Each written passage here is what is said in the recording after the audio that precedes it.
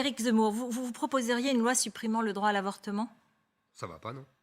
D'accord, parce que vous étiez en Hongrie aux côtés de Mike Pence qui a vanté les lois anti-avortement. Je ne l'ai pas vu. C'était Non, son discours. je ne proposerai pas de loi contre l'avortement. Ni une loi contre l'homosexualité comme Viktor Orban? Attendez, vous avez une minute? Oui. Viktor Orban n'a jamais proposé de loi contre l'homosexualité. Il ne veut pas qu'on parle à des mineurs de l'homosexualité. Eh bien, il a bien raison. Les lobbies LGBT n'ont rien à faire dans les écoles. Vous m'excuserez, vous seriez contente, vous, si on venait faire de la propagande LGBT à vos enfants quand ils ont 6-7 ans. Je suis sûr que les Français qui nous regardent sont en désaccord total avec ça. Donc il a tout à fait raison. Une loi comme ça, là-dessus, oui, il a raison. Les lobbies, quels qu'ils soient, pas seulement LGBT, hein, les lobbies antiracistes aussi. Hein, il faut extirper la propagande de l'école. Depuis 30 ans, j'ai eu des enfants, j'ai des enfants, je veux dire, j'ai eu quand ils étaient petits, quand ils étaient collégiens, j'ai suivi leur scolarité, j'ai regardé les cours et les programmes. C'est une machine à propagande du politiquement correct, antiraciste, LGBT, etc. C'est un scandale. Il faut extirper ça de notre école. Vous savez, c'est pas pour rien que les gens fuient vers le privé. Non, on n'a pas besoin de sélectionner les enseignants. Les enseignants, ils sont sélectionnés par les concours. Bon, c'est pas sur des problèmes idéologiques. En revanche, vous remarquerez que dans beaucoup d'écoles telles Sciences Po, aujourd'hui, on sélectionne sur des critères plus ou moins idéologiques et plus ou moins sociologiques. Dernière question avant que François Langlen vienne s'installer. La Hongrie, vous avez dit à votre tour, c'est pour ça que je voulais vous en parler, que ce pays était le phare. Vous avez apprécié beaucoup votre rencontre avec Viktor Orban. Aujourd'hui, elle bénéficie de plusieurs milliards de fonds européens.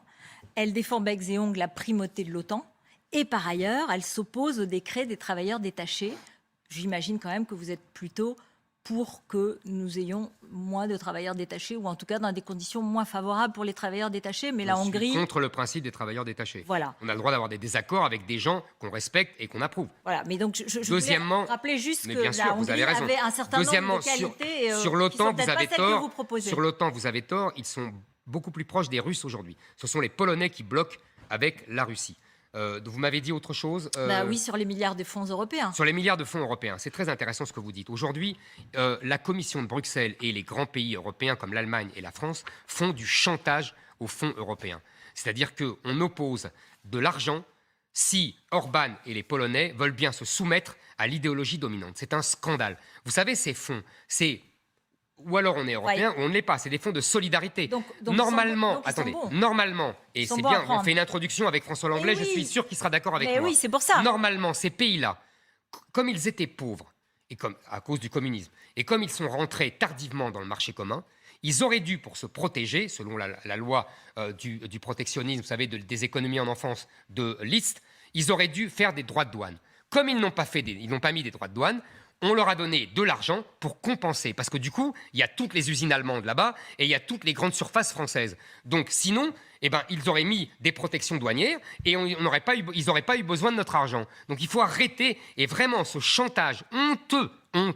C'est honteux ce qu'on fait aux Hongrois.